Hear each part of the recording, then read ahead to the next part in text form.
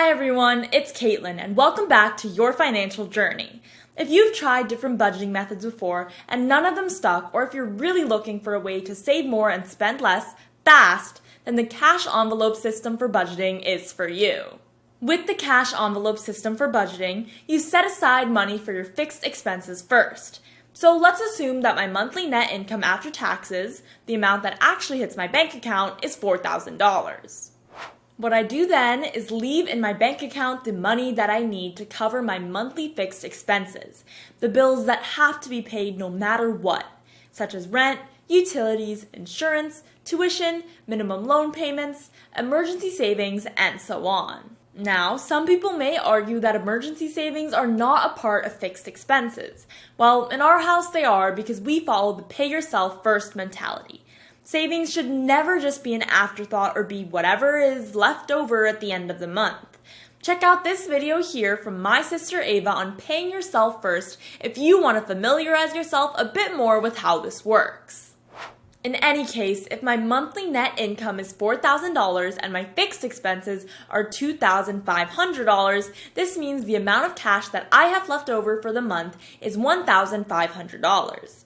With the cash envelope system, I would then withdraw this $1,500 from my bank in cash and split this $1,500 of cash into separate envelopes.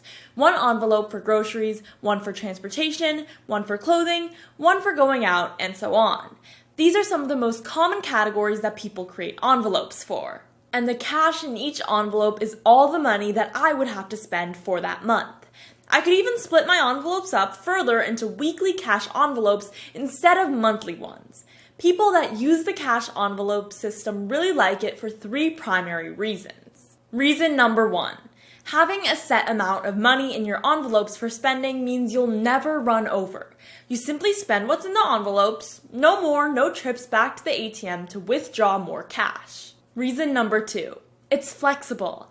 If you really run out of money in one category, say groceries, you can dip into another category. For example, take a bill from the eating out envelope and just dine out one time less for the week or month. This, of course, assumes that you have money left in the eating out envelope. And if you have money left in any envelope, you can roll that money over to the next week or next month. Or even better, put it towards debt repayment or savings. And remember, there may be envelopes that will not be used every week, like clothing or gifts. So if these seem to be growing to a good amount, you can also stop funding them and put that extra money towards other expenses, or even better, towards debt repayment or savings. And reason number three of the cash envelope system, it will usually help you spend less. Research over the past 2 decades has shown time and time again that there is something that happens in your brain when you pay with cash that does not happen when you pay with credit cards. There's this physical exchange of one thing for another. With a credit card, it's sometimes easy for some people to convince themselves, perhaps even subconsciously, that they're not spending real money when they charge something on it.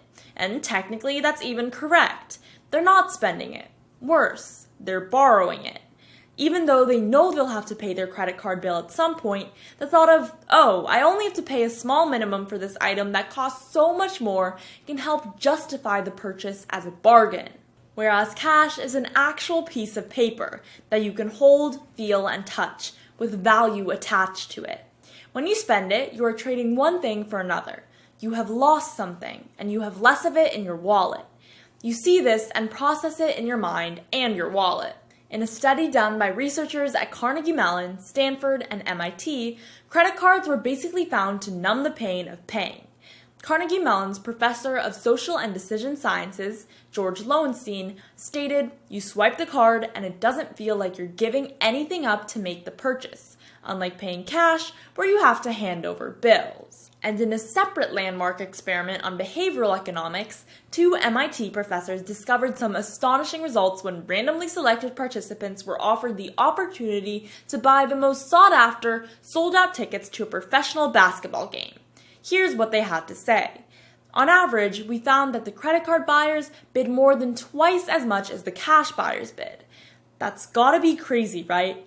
It suggests that the psychological cost of spending $1 on a credit card is only 50 cents. So if you're looking to truly curb your spending as quickly as possible, or if other budgeting methods haven't worked for you in the past, give the cash envelope system a shot. Go through your budget and work out how much spare cash you have left over after you've covered your fixed expenses, including your savings. Then see what categories you can use the cash envelope system for and put that leftover cash into those envelopes for your weekly or monthly spend. But what if you're the kind of person who just doesn't love fumbling through envelopes every time you have to pay for something? Or perhaps you don't want to carry around so much cash. My friends and I, for example, rarely have much cash on us at all. In fact, my dad is the only one in the family who actually carries around more than $20 bills on a regular basis. The rest of us in the family typically use debit cards, credit cards, and Apple Pay. If this sounds like you, then please refer back to this video here on the 50-30-20 budget, or this one here from my sister Ava on the zero-based budget. Because remember, there isn't a one-size-fits-all solution to budgeting, so it makes sense to test out which budgeting method works best for you. Okay, my financial friend, I hope you found this video helpful. And do leave a comment below and let us know what other money topics you'd like us to cover in the future. Thanks for watching, and we'll see you again next time.